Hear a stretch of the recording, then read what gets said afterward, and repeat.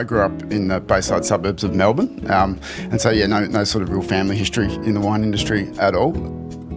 Mentors, because raisins bring raisins. Yep. Christmas pudding, what we call dead fruit, and a lack of acid and tannin, and so we're knocking those raisins out. Inevitably, in a hot place like the Barossa, you get. Oh wow, it's a real nice lifted freshness, like that. I call it like a lime sherbet bomb as a kid. Not now the sherbet bombs, they're horrible now, but when we were kids, like that real. This vineyard's quite interesting. It tends to have a really lovely, I almost say like a lime cordial characteristic that is quite specific to the property, and we seem to get off the vineyard every year. And I'm very, very grateful and very honoured, considering we only organised this yesterday, to be joined here by Hentley Farm's Chief Winemaker, Andrew Quinn. So thank you so much for making the time for me and my really small YouTube channel that I've got going at the moment. So thanks a lot. Yeah, thanks for having me. It's my absolute pleasure. I'd like to obviously ask you about your story and where, you've been at Hentley Farm for a long time, but you obviously started off before, and what inspired you as a young person to get into wine?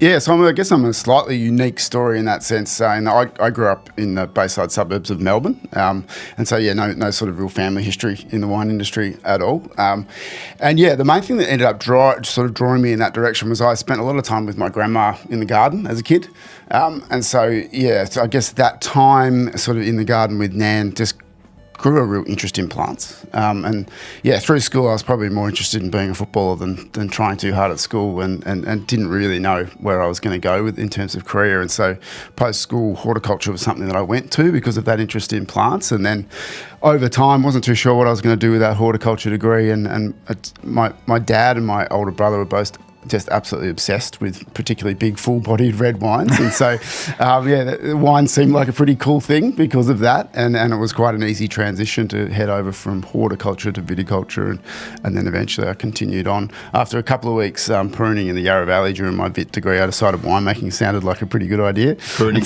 being in the vineyard's not the best idea, is right. it? But really, I mean, you really are, like the industry and the wider community refer to it as like a winemaker and a viticulturalist, but really you are, like, without each other, there really is no point in even being in existence. Yeah, right? and I guess I'm also at Hentley Farm really lucky that I get to play in both fields. So I guess I'm the chief winemaker, but the vineyard team report to me, and I'm really heavily involved in that process as well, which I really love. I think and in terms of viticulture management, we're certainly heading in a more sustainable direction, trying to remove herbicides and those sorts of things that, I think is a great direction for our future, and something I'm pretty passionate about as well. So I mean, like, without making it sound like forever, but you're coming up on 2 decades in 2 years at Hentley Farm. Does make me sound very old. Do you find, though, going back to the viticulture winemaker as one, do you find that evolution has happened over your time as well? Like, was it when you started very we're the winemaking team and you guys are the viticulture team, or you guys are the gardeners or the farm? Or I refer to them as farmers, because I can never get onto any vineyard manager or any person working in a vineyard, because it's like they don't own a telephone, right? But do you think that over your time now, it's actually blended more into a single operation? Absolutely. I think it is a little bit business dependent, and particularly I think probably less common obviously in the bigger companies, where it's probably still the viticultural team and the winemaking team. But I think in smaller businesses it's becoming more and more common that they're blended together, and I think that makes sense, right? Like, we all talk about the importance of fruit quality, and so being involved out in the vineyard and playing a role in that fruit quality before it even shows up in the winery just makes the world of sense. Yeah, I mean, my short time in the industry so far, and all the time I've spent at wineries and in the Barossa and all around Australia, there is just such a heavy and large now focus on the vineyard management. And it just seems that the more people I talk to who have been around for an extended period of time, they're like, well, this, we should have started this 20 years ago, 30 years ago. We should have been doing what we're doing now back then to help improve soil quality, every aspect of the wine, really. Yeah, that's right, and I think that's becoming a really common direction. And at the end of the day, we all try and make wines that are obviously of high quality, but probably more and more it's about the story of the vineyard, and if we can get it right in the vineyard before the fruit even shows up in the winery, that our capacity to tell that story of the vineyard in the glass, I think, grows. And so, as wine, the wine industry continues to be a challenging place to operate, being able to tell stories about the wines that you're producing is super important, and the vineyard's so critical to that. I mean, I still find, I play in the social media area, I play in the retail game, the event hosting area. And I really find that outside of, the big bottles, the out of control, out of reach bottles, like people really want to know from the person who made it, like why. We all have this, love for wine and this love for, fermented grape juice. I just call you guys glorified grape crushers, really, right? Like, they say head winemaker, chief winemaker. They're all nice titles, right? Like I'm just a wine guy, right? But the story and the backbone behind the wines often becomes so much more of the reason why people end up buying and signing up to wine clubs and being a part of, like Hentley Farm's obviously, you're doing an event tonight with how many people tonight? I think it's about 350 at Melbourne Cricket Ground, which would be fun. That's a lot of people, right? Yeah, for sure. And, there's obviously a lot of esteemed story. I mean, I wonder how many times the henchkes, the owners get, referred to as henchke and... We do talk about that a lot. Yeah. Keith talks about, well, obviously different spelling for starters. With the T. Yeah. And Keith talks about the fact that if you go back far enough, when the henchkes moved over, he's very adamant that his henchkes with a T were the first ones to arrive. Yeah, well, he spent a lot of time, from what I researched and what I've read and what I know, like he spent a lot of time finding the right blocks and finding the right parcels, that's and right. obviously the soil excavation and the holes to find out where everything was to plant. Because how many varieties do you plant do you have at the moment? Well, we've got Grenache, obviously Shiraz leading the way, Cabernet, Zinfandel, Viognier on our main Seppeltsfield property. So so 5. How many acres? We've got about 40 hectares under vine. So 40 times, what's that? What's that, 2 point something? Yeah, nearly 100. Nearly 100 acres. That's a lot of vine. Yeah, enough to keep us out of trouble. Yeah, and then you obviously have Riesling from... Yeah, so we have a different vineyard as well. So back in 2021, we purchased a vineyard down at Mount Crawford, which I'm not sure how well you know the Barossa, but Mount Crawford's right down the southern end of the Barossa Valley. And I guess for those listening that don't know, Eden Valley is sort of the continuation of the Adelaide Hills that runs up along the eastern side of the Barossa.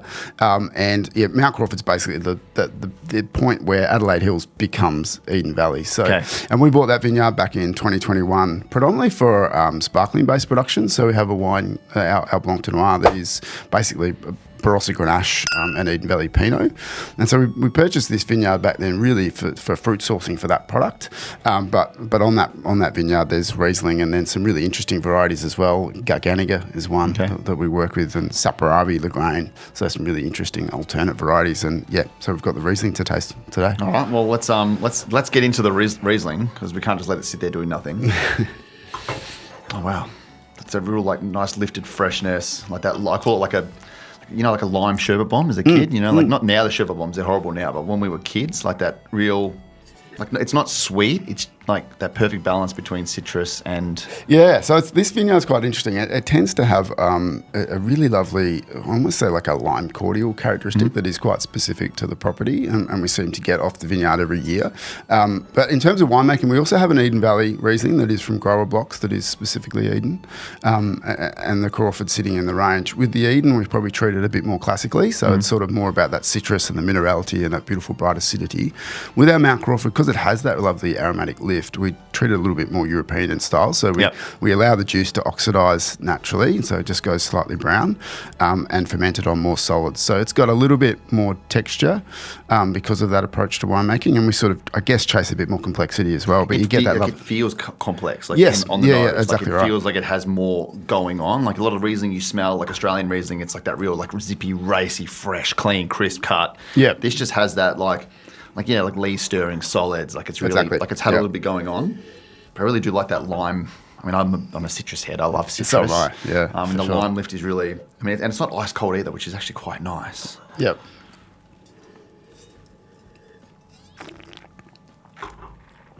Always hate doing that noise on camera.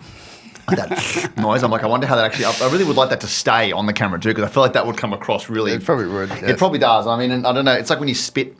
You spit when you're tasting. You're always like, I don't want to do it on camera. And I'm like, nah, it doesn't. Like, it's expected to be done, right? I mean, that has got like really nice acid. Still, for sure. Really mouth coating, and it is very textural. Like it is that. Yeah, and that's that difference in winemaking. If we had the Eden Valley sitting here, it'd be a more classic example where it's that very fine and more. As a result, more about the acid-sugar balance. This has still got the acid, but because of that time on lees and the oxidation of juice, you just get more texture and a bit more complexity. And, because we've got the two Rieslings, we really like them to look different. Yep. But also it's about, this vineyard produces that aromatic intensity, almost heads in a tropical direction. We tame it a little bit with that approach to winemaking. So, well, I mean, it's It's a beautiful Riesling, and I think I don't drink enough of it. I have a lot of it, and I buy a lot of it because whenever I do drink one, especially one from the Mosel or Alsace, anything like that, it's always a hit, no matter who you serve it to in what environment. Yet, for some reason, we just don't drink enough of it. And when I think about drinking Australian Riesling, and I'm thinking of the Grossets or these other ones, you're thinking of drinking them with 10, 20, 30 years on them to hit something that, that is talked about. Whereas having it fresh and young and vibrant, like this would be an absolutely perfect wine for a cheese board, charcuterie board. They're so drinkable. So drinkable, smashable. Yeah, they really are. And obviously it's about the balance of acidity. And I think there's probably been some styles of Australian Riesling over the journey that are maybe a little bit too in that austere direction, a little bit too much acid. But yeah, when the acid's in balance and the sweetness is there and the fruit drive's there, they're just such drinkable wines. It is really just... And they age well too. That's the thing. Yeah, well, I mean, screw cap, aging Riesling, they're going to outlive us for sure. There's no doubt about that. Yeah. But you said earlier on that, your family, it was all about big, massive reds. And when we think Barossa, and we do, and a lot of my following or, community, as I like to refer to it as, when we talk about Barossa, it always just comes back to big, bad, bold Shiraz, right? Shiraz. What camp are you in for Shiraz or Shiraz? Having grown up in Victoria, I say both, so I'm pretty terrible. Because whenever I go to Barossa, all my winemaker buddies are always like, I will try some Shiraz. And I'm like, you mean Shiraz? And they're like, no, we mean Shiraz. And I'm like, well, hang on a minute. I think call it whatever you like. Right? Yeah, okay, good. But we're going to get to those, but we've got what I think, when I went to the Barossa last, which was recently, I think I tried more Grenache than what I did Shiraz. Yeah. And I loved the lift. I loved the differences in regional, in the sites, the way it was. And the old vines, like the vines over there, it's like you're going back in time with the size of them. Go to the Yarra Valley, and they're all young vines, all nice little, perfect little trees. Whereas over there, they're just... It's crazy what you can those see. old vines are incredible. And our vineyard's quite young. We're sort of about 30 years of age. But in that Seppeltsfield area, there's certainly some of those older vines that are pushing 150 years of age and still producing fruit. Crazy. And just these gnarly things that look really incredible. And they sort of tell the history, don't they, just looking at them, which is pretty incredible. But so Grenache 2023? Yep. Okay, just checking that on the back of the label there. Yeah, so I'm pleased to hear that you're over there enjoying Grenache because we get pretty excited about Grenache. Well, I think that... It's sort of like, what do they call it, like Grenache or however they refer to it as. Yeah. And so many more producers were excited to show it, and I think they probably get pigeonholed a little bit unfairly as being, Barossa Valley Shiraz. And that's really where it draws a line, but there's so much more. But I guess the interesting thing with Grenache is there's been a real change in wine style over the last probably 10 years, and we've certainly been heavily involved in that sort of style change. And there's a few things that have driven it. I know from our business perspective, when I started making Grenache for Hentley Farm 2010, 2012, I was guilty of this. There was a lot of taking Grenache and sort of making it look like Shiraz, which when you sit back and look at the great Grenaches of the world and think more about the grape variety itself, it's pretty aromatics and it's quite light in colour and quite light in tannin, and so it lends itself more to the idea of being a very pretty, very textural wine.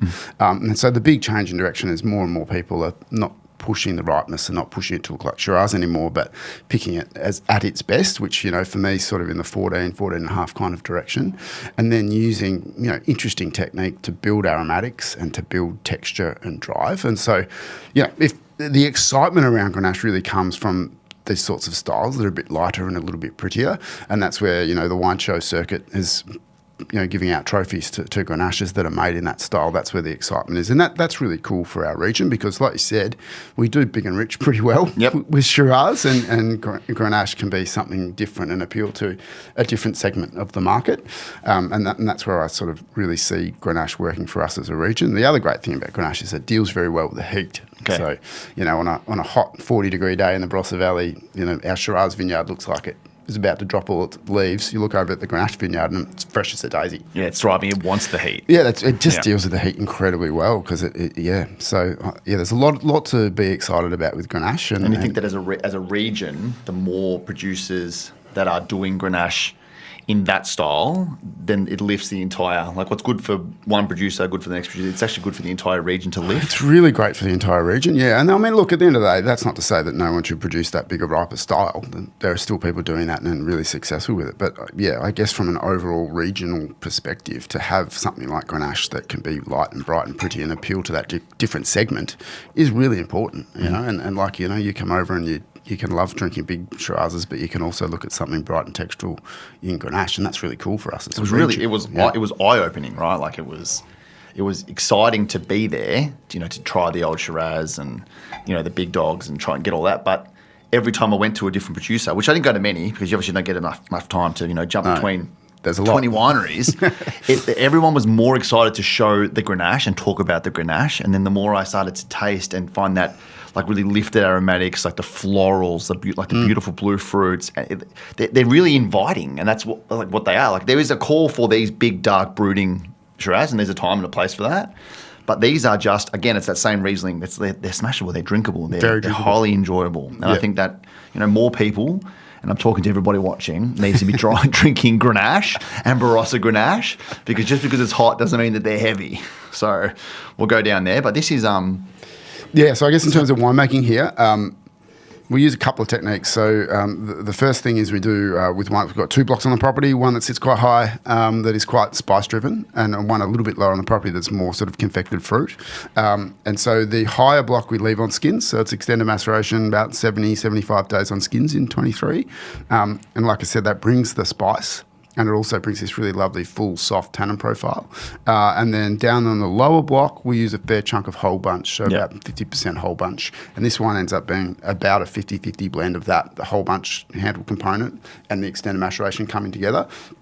And for me, you know, Grenache is at its best when it has obviously the prettiness of fruit, but the fruit will almost always be there. There should be good tannin structure. You still need the tannins, and there's this savoury influence that's really important as well. Savoury, like the bite, like the savoury bite on the palate is really noticeable and very enjoyable.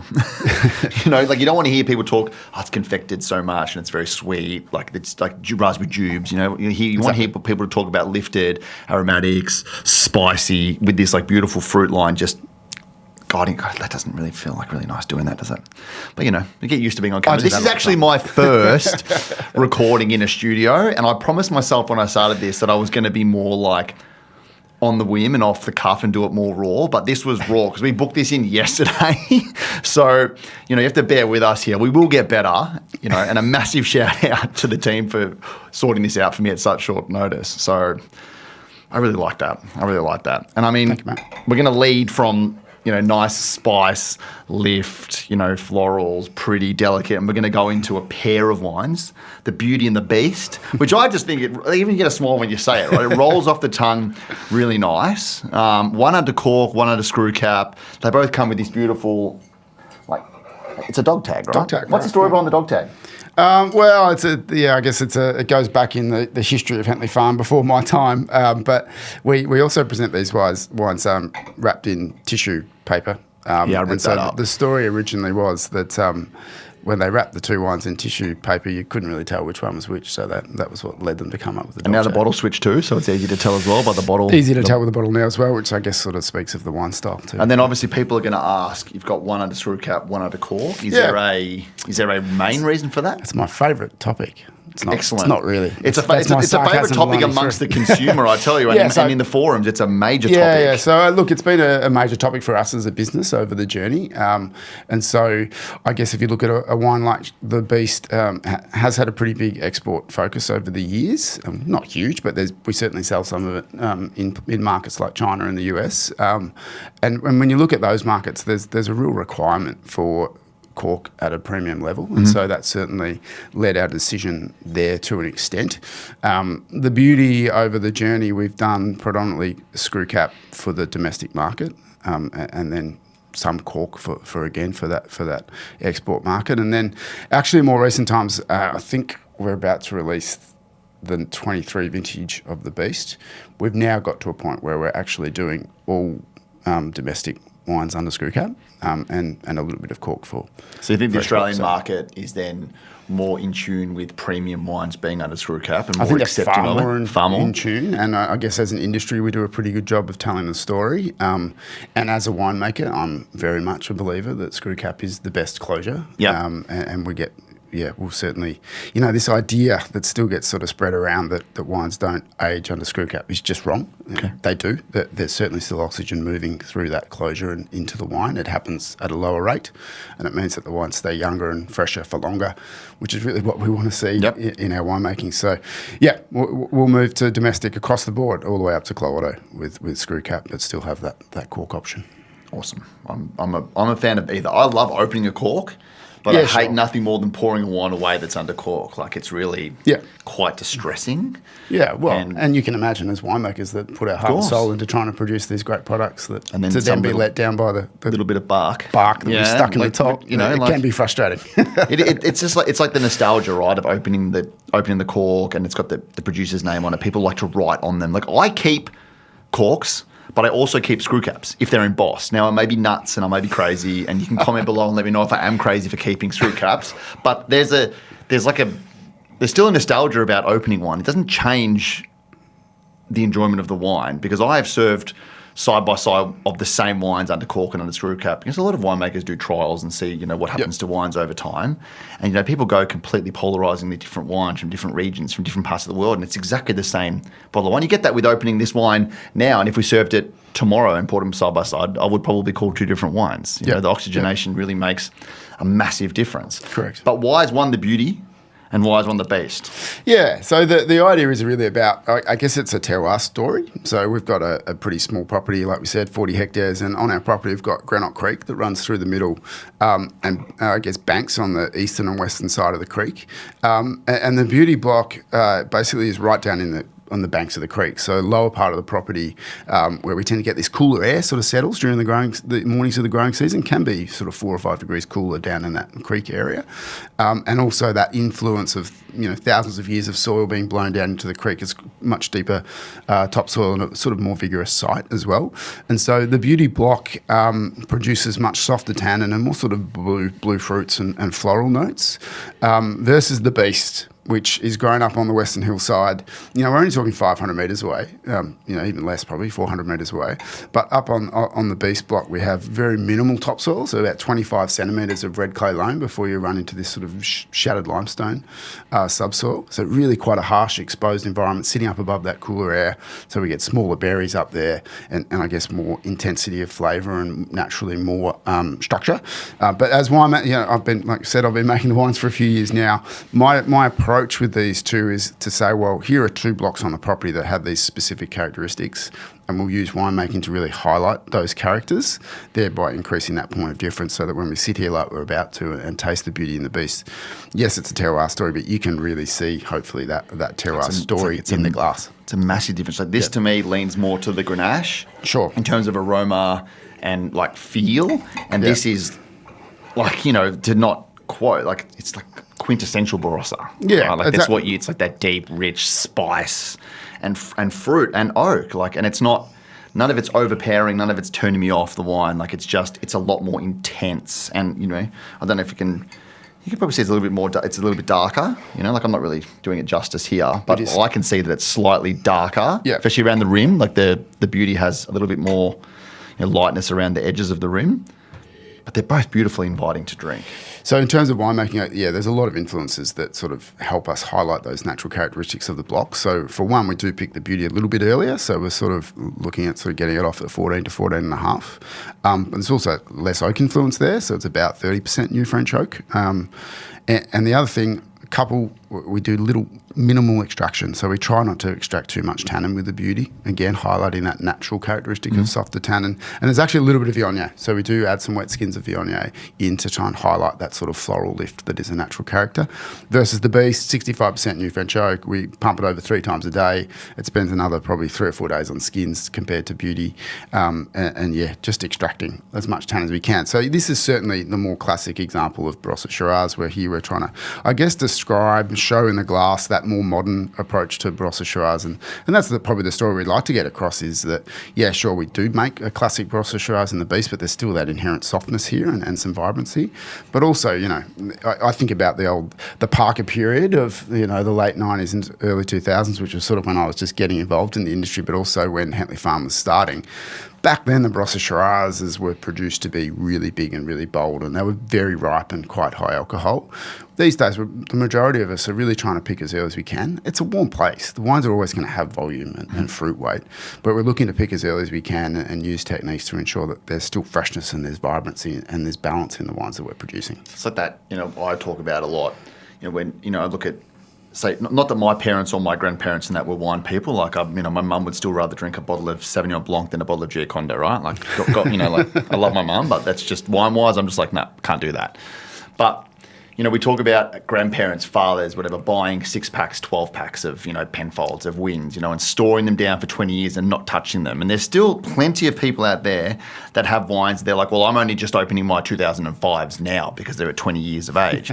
But I've noticed, even in my 6 years now doing this to some extent, that the wines are becoming, in style, more approachable upon opening. Like, you can literally pop and pour most of these wines and get the general gist of what the winemaker wants you to see immediately. Like, you can also, you know, age this for 2 decades and get that secondary and tertiary character. You can decant it for a day and a half and see what happens. You know, like, I opened a really big Barossa Shiraz last night, and when I first smelt it and tasted it, I was like, oh, it's tight. You know, 5 hours later, I sat on the couch on my own with music playing, which I don't do very often, and had an entire glass, which I don't do very often, right? Because I have too many children, and that's just time to drink and enjoy wine is just not there. But stylistically wise, I feel that there's not as many people buying a dozen of a wine to lay down for 2 decades because we're impatient.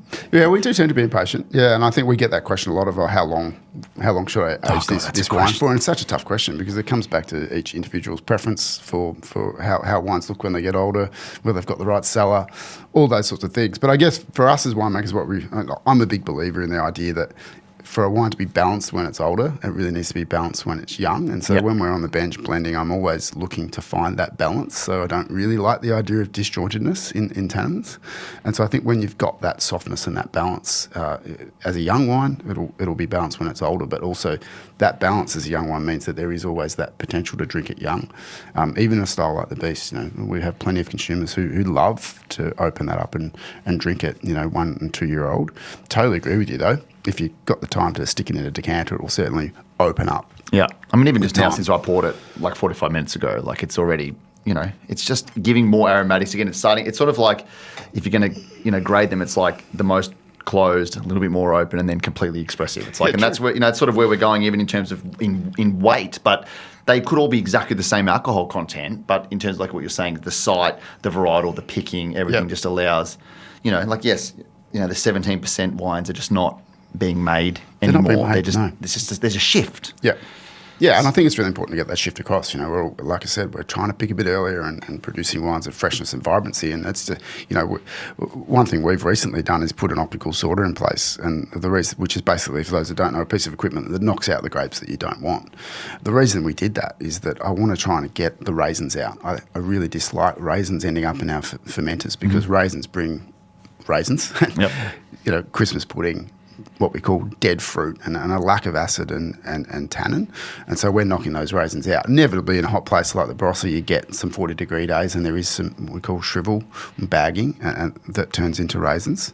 It does happen, and so having the equipment to knock that out means that we don't end up with a higher alcohol, because obviously the sugar's higher in those raisins. That pushes the alcohol up, but we get more freshness and vibrancy in the wines as well. So, you know, it gives you an idea of how serious we are about making sure we've got the freshness. I mean, it's like, I took for granted for a very long time how much work goes into putting this into a bottle. Right? Like, and I think until you actually can explore it and see it and, you know, be involved in it or talk to people a lot about it, you don't really get how much energy and effort and, you know, one person's like dedication to craft goes into something that we just so flippantly open, pop and smash down. And it's really the truth. And then, you know, people are, why is something worth more than something else? It's, you know, it's their neighbouring properties. Why is one worth X and one worth Y? And I think until you can tell the story of history, of the effort that goes into buying that piece of equipment. I'm sure that wasn't just something you can just grab off the shelf at Kmart, right? Like, I'm sure it's a custom machine that needs to be customized to your winery and the way that you operate, right? Like, I'm pretty sure I can envision it where it just like goes down and it's like AI just flicks all the bad berries and just. That's a really cool piece of equipment. It puts it onto a fast-moving conveyor, and the fruit all moves, just flies off the conveyor, and it's taking photos as we're going, and we can change the settings and whatnot. As the fruit leaves and is in midair, it sends out shoots of air, and it knocks the stuff that we don't want down, and the stuff that we do want. We need to get like a little video of this to cut into this part of the episode, because I feel like that is cool, because you see it on the reels and the shorts and that of like things sorting out, bad eggs or whatever it is, but it's the same principle. It just shoots air. Yeah, same stuff. That's cool. Yeah, that's cool. Exactly right. I'm going to research that and get that onto the camera because I like that. But as I discussed with you when you walked in, my whole thing in doing this is to get the next generation of wine drinker to come in, right? Like, I have a lot of, we'll call them young men, coming to my events or reaching out to me in their early 20s that are part of football clubs or part of, boisterous, masculine areas that are like, I can't let my mates know that I drink, I like Chardonnay because, they all drink VB and rum and, but I want to come to your events and drink. But I want people to know that, I started in wine later, like as an age thing. It was just sort of filled a gap from my gambling days. It sort of just ventured its way in to help me, move past that. But the next generation of wine drinkers and the next generation of wine buyers and wine lovers, what is it for you? You've been in the industry for a long time, been at one winery for a very long time. Mm-hmm. What is it that you look for or you want to impart on that next gen of winemaker or viti guy or cellar hand or anybody? I know it's a very long question, but what is it that you would like to see and you would like to, your words of wisdom for them? Yeah, I think, for starters, I was one of those footy club boys that was only drinking VB and doing those things. There's a few of them floating around. Here I am, nearly 20 years later, still involved in this great industry. Look, I think, so wine's all about the story, and so I think moving forward as an industry, we're already pretty good at it, but I think we need to get better and better at telling the stories of wine. But as a winemaker, and I think obviously you've touched on a few areas to talk about there, but I think probably most importantly to young winemakers, my thing when I started was to get as many vintages under my belt as quickly as I could, and not just for the joy of and excitement of doing a vintage, but in particular just to go and work under as many different winemakers and see as many different techniques as I could in a shorter period of time in those sort of formation years. And I think that's super important. It's get out there, travel, do Northern Hemisphere vintages, do as many as you can in Australia and see as many techniques. And then along the way, you're going to take some techniques with you, you're going to leave some behind, and that's sort of what makes you a winemaker, and that's sort of what makes you create your own winemaking style. And like for me at Hentley, I came with these techniques, and I was fortunate enough that I had freedom in the winemaking. I was able to bring my own winemaking style to these wines, and then as a result, the winemaker becomes part of the story, and I think that's really important. And, moving forward, we're going to have to get better and better at telling the stories of wine, and I think, young people coming into the industry are already naturally better at telling the story through things like social media than us oldies are. It's more of a platform for it now. Yeah, that's right. I hated the going in front of the camera for the first time, and then now I'm like, well, let's go out to an even larger audience and do it. And I think we need to do it, and we need to do it better, and we need to be able to get as many people on and in front of a camera in order to tell the stories, because somebody will sit here and watch this and hopefully open a bottle of this to drink whilst we're talking about it, and then they can understand why the beauty has a little bit of viognier in it, where it's from down the bottom with the creek, with the high elevation, more extraction, that's right. People will actually understand and they can hear about it, and then that naturally flows to the enjoyment of the wine. The story and the wine. Everyone knows, what's the best bottle of wine you've ever had?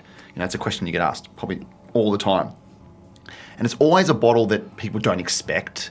And then, how come? And I'm like, well, it was just at this perfect table with the guys. It was this time of the night, and we just had a great time, and it was just the most memorable bottle that I've had. But it may not necessarily have been the greatest bottle that I've ever had in terms of the single bottle. But the memory is always from the story of the story and the place. Yeah. You just get lost in that, I think. Yeah, and I think, like I said, for young wine, as winemakers, it's been part of the job to get out and tell the story and do the marketing and sales component. I think as young winemakers come through, it's going to become more and more important because we need to get better at telling the stories. And I just think the winemaker can be part of the story. And young people need to take that on board and just spend the time learning the techniques and working with as many people as they can to build their own style and their own winemaking story. So just like vintage hop, just jump around the country and vintage hop Absolutely. around the world, and just jump. In those formative winemaking years, you do the university degree and you come out as a scientist, and then you start to learn how to make wine. Yeah. And if you spend those formative years working under one person, then you'll have that one approach to winemaking, and inevitably your wines probably end up a little bit one-dimensional. But if you can work under so many different people and see so many different techniques, you're going to bring complexity into your product. And wines need to be complex. They need to tell the story in the glass, which is obviously what we're trying to do with these two. I mean, if people follow a lot of wineries and winemakers, you would know that a lot of them at this time of the year are overseas. They're over in Burgundy, they're over in Barolo, they're over, and they're just tasting, trying, meeting, and looking at wines. And they're some of the most famed and oldest winemakers in the country are still overseas learning all the time. Do you feel like you never stop learning in winemaking ever? Yeah, if you think you know it all, then you're going to start failing. Just get out. Yeah. Well, so that's what you've done 2008, 2025, 17 vintages? Yep. So as head winemaker, 17 vintages? Yeah. Well, yes, absolutely. But when I started at Hentley Farm, it was a pretty small business. So I was winemaker, cellar hand, lab tech, the whole lot. Everything. And then now when you look to the younger generation, like you look to the Rootlings Foundation, you look to these guys who are coming through, you're looking for... Obviously, anyone can go and get an education, right? Like anyone can go and get a degree if you study hard enough. And I'm not saying getting a degree is easy. I'm just saying that most people could go and do that. But in terms of the difference between someone who is going to have longevity in the industry or for as a winemaker compared to anything, the difference is the willingness to go and learn and to Learning adapt. is the key thing, and I think quite often people come out of a university degree in winemaking with a knowledge of science and probably thinking like they've got a fair idea how to make wine. The ones that do really well are the ones that work out that there's still a lot to learn and have the capacity to ask questions. Got to ask as many questions as you can, but also take that knowledge and turn it into something in the winery. Learn how someone's using whole bunch in a fermentation and how they do it and how they run the temperatures and when they're pressing it, and be able to go and turn that into an actual, result in a winery. It sounds really easy, but it's actually not that easy. You've got to be a bit lucky, like you've got to be given some freedom when you get that role as a winemaker. But yeah, if you haven't asked the questions and taken on the knowledge to start with, you won't be able to translate it into a result in the winery down the track. So learn, ask questions. That's and have a good relationship with the viti team, right? They need to, at the end of the day, without them doing what they do. I mean, you touched on at the very start about, trying to remove herbicides and all this kind of stuff. So you talking about going down like an organic farming, that avenue? Yeah, we're pretty close to organic and have been for a long time. I'm probably not someone that is desperate to go out and get organic certification, because I do like to have the options up my sleeve when the conditions aren't what we want them to be. But yeah, things like removing herbicide, using undervine mulch, we've been increasing our insectariums on the property to try and improve the number of predatory wasps and those sorts of things. Yep. Everything we can do to try and remove inputs. And so I always talk about herbicide's a good example. The more you herbicide, the more you need to herbicide, because it's just it's like a cycle. You end up with bare earth, and something else that you don't want to grow will grow. Where if you can remove herbicides and allow grasses to grow, then those broadleaf weeds no longer come. But with that, you're also, we're in a hot place, right? So moisture retention is really important. And so, sure, the grasses will compete in the early part of the season, but then they're predominantly winter grasses that dry off. And so what they then do is they provide, remove the evaporative losses, but they're also, there's roots down in the soil, so they're providing avenues for water movement when it does rain and when we irrigate. So, like the old school system of let's just spray, and, the Barossa approach to cultivate. The more you do it, the more you've got to do it. But if you can pull those things back and find a natural balance, you end up in a much better position. And most importantly, what we're really all trying to chase is better soil health. And again, removing herbicide and doing things like mulch addition, improving those insectariums around the property are all moving towards trying to improve our soil health, which is great for fruit quality now, but it's also great for sustainability and longevity of the vineyard, because, talking about legacy, we want to hand this vineyard over to the next generation. Yeah. So We've done these, and it's a shame that we couldn't do the Clos Otto, but it's a story I like to hear, the Clos Otto vineyard. Yep. So if you wanted to touch on the Clos Otto vineyard, and for those of you that don't know the Clos Otto wine, this is like, it's almost impossible to get unless you're a part of the Hentley Farm family, let's call it. It has it's like an iron fist in a velvet glove because it really does have a velvet label, right? Like it is a stunning label, and I'll put it on the screen again so you can all see it. But tell us about a little briefing about this. So the first part of the story, I'll keep it pretty brief, but like our property was founded by a guy called Keith Henschke, like we talked about earlier, and he spent a lot of time sort of looking for the best subregions in the Barossa. And so mid-90s, he found this mixed farming property out at Seppeltsfield, which he purchased. But 3 or 4 years before Keith bought that property, this little German guy by the name of Otto Kasper had already moved in next door. And so, he'd planted out his vineyard sort of, like I said, we're not an old vineyard story, we're more of a site selection story. So he planted out his little plot in about 94, 95. And then fast forward to 2004, he decided to go back to Germany, and Keith ended up buying that little vineyard off Otto. And then from there moving forward, 2005 onwards, we've produced our flagship Shiraz off that Clos Otto plot, which is about a sort of 2.5-ish hectare vineyard.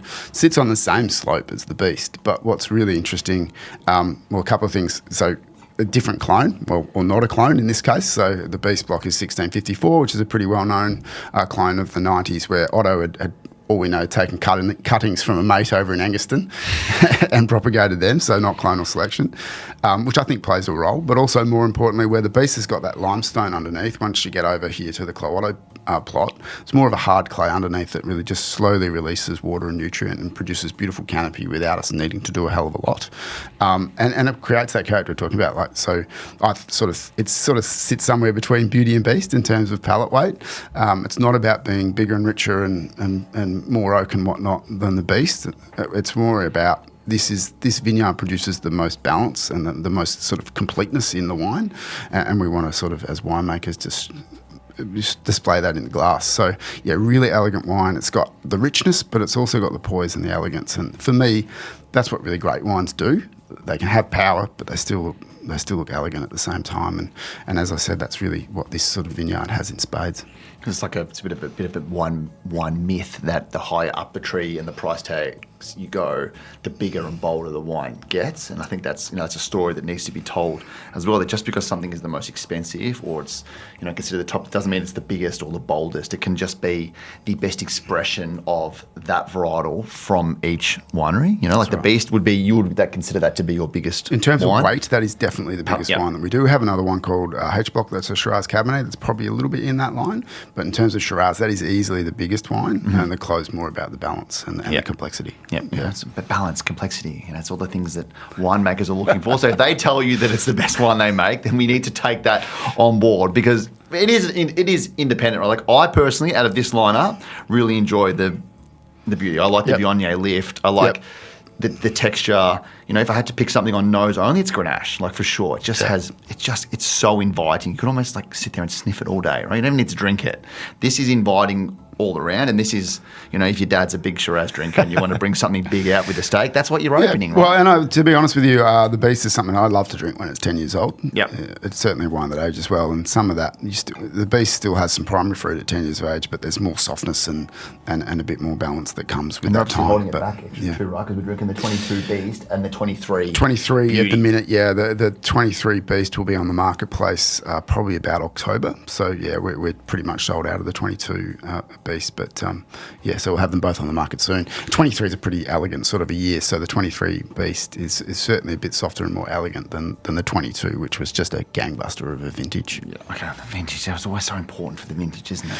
It is. Now, I've got something that I like to do. You don't know about this, but on all my episodes, I'm going to do a blind wine, right? Right, I'm very bad at blind tasting, so I look great, forward to embarrassing myself. No, you're not going to embarrass yourself, right? I'm going to nick off and go and pour it, right? Because I'm not overly prepared. I'm going to pour this in here. They can keep me on camera, so we don't even need to cut this out. Because this is more authentic to who I am, right? Let's I'm going to give you a hint, right, and say that we're staying in Australia, okay? I'm not going to bring some weird. That's not going to help me at all. Armenian variety or something into you. I'm not going to do that to you. I'm not that kind of a bloke. All right, but I'm going to give you something to try because I think that everybody's human. We all think that winemakers, critics, judges have this amazing palate that can just. I know exactly what that is, and there is people that can do that. Yeah, well, I think actually, to be fair, I think the sommeliers are really bloody good at that. But as winemakers, I'm more about the technical aspect and making the best wine that I can. And I am literally terrible at this. I should have just bought a Barossa Shiraz for you. I probably still would have got it wrong. But I thought, like it's nice to just, show people like, I don't get the chance to blind taste often because I'm obviously the one doing the blind tasting a lot with events and hosting and stuff. But sure, I really enjoy it too. I think it's a great way to see some different things. Like, wow, it's got a lovely creamy character. It's got that sort of creamy nose, and then almost like there's citrus coming through as well. Yeah, just like the citrus just drives through. Certainly, it looks like there's a little bit of age on it, doesn't it? Yeah, a little bit. It's got a nice colour to it.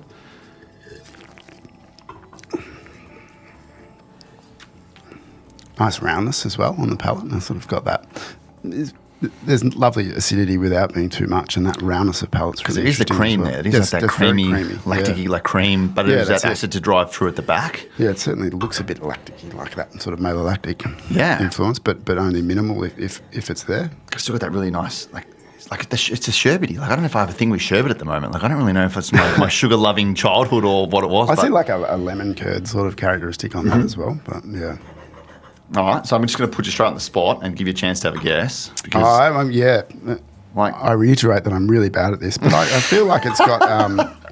But that's the whole idea, right? People want to see people that do it all the time, like, not fail miserably. That's not the right way to put it. I'm happy to fail miserably. And I am too. Like, I recently did a video with the Bottle Shock Boys, so the Unico Zello with Brendo, Noah, and Henry. Yep. And we did 6 wines, and they gave me one wine at a time, and they said that everything was the same grape. So I had the first one, and I was like, yeah, that's it's reductive. It's like citrusy. I'm like, oh, Chardonnay, it's reductive, like perfect. Had a sip, and I'm like, so I'm going to call Chardonnay, like straight to the camera.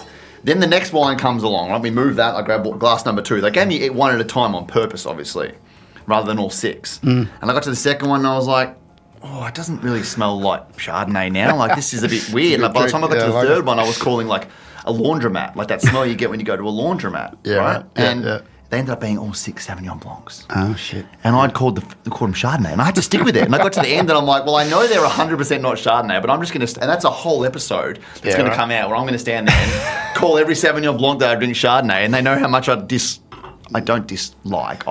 It's not my style, Sauvignon Blanc. It's not a stylistic preference, but this is lovely. I feel like this has got something like it feels a bit like a Marsanne or a Roussanne or something like that. Mate, yeah.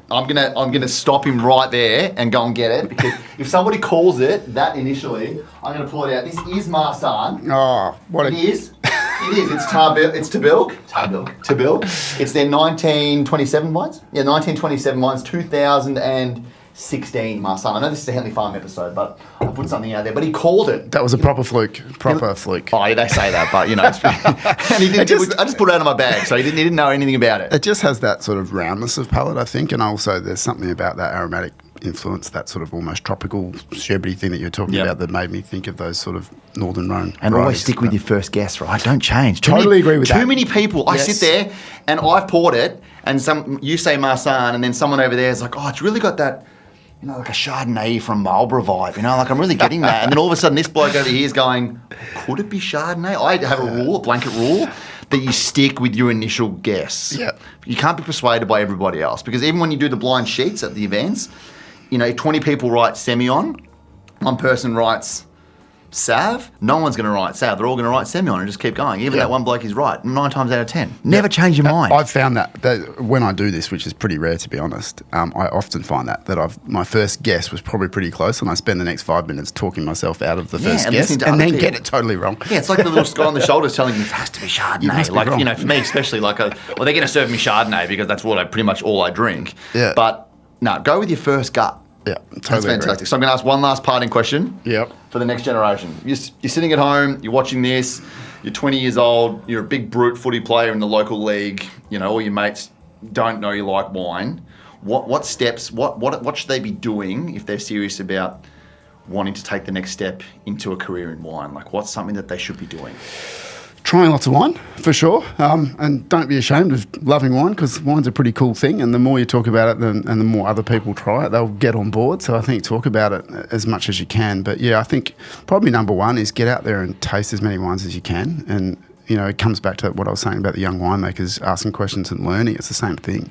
The more you can taste wines and taste wines with people like yourself and watch videos and pick up the lingo, I guess, but also learn about the nuances of the industry and the winemaking world, the more you'll become involved, the more you'll enjoy it, and the more you'll be able to sort of impart that knowledge onto others as well, which I think is really cool to do and also really important for our region. And by taste, you mean don't drink a whole bottle. You mean taste, absolutely, and try. Yeah, and this is really important. Like I think I guess culturally wine's taking a bit of a hit at the moment, but it is such an important part of our culture, and it sits on the dinner table where it should. And we need to talk more about its place in our community, and responsible drinking is really important to that. Agreed. For sure. Agreed. Always responsible drinking. Spitting, always pouring out. I get asked all the time. You drink all the time. I'm like, I taste a lot of wine. Yes, I'm very rarely drinking an entire bottle. Like almost never. Yeah. Like it's just not possible. Well, I think people probably think that as winemakers we're sitting around drinking wine all day. I see a lot of winemakers. I spend a lot of time. You do drink it. You do drink a lot, but you taste a lot. I don't at work.